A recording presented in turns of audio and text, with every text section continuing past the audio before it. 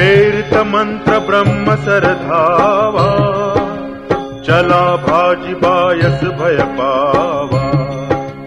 धरि निज रूप गयउ पितु पाही, राम विमुख राखा तेहि नाहि।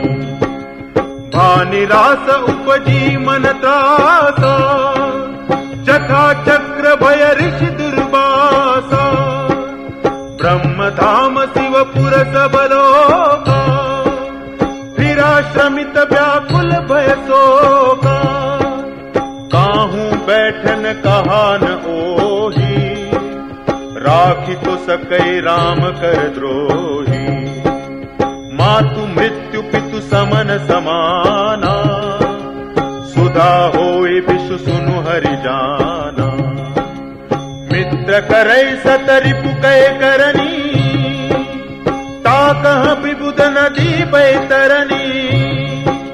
सब जगु ताहि अनलहु ताता, जो रघुबीर विमुख सुनु भ्राता।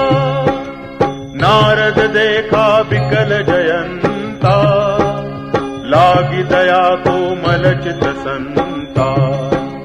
पठवा तुरत राम पहिताही, कहसी पुकारि प्रणत हित पाही। आतुर सबय गहसी पद जाई, त्राहि त्राहि दयाल रघुराई। अतुलित बल अतुलित प्रभुताई,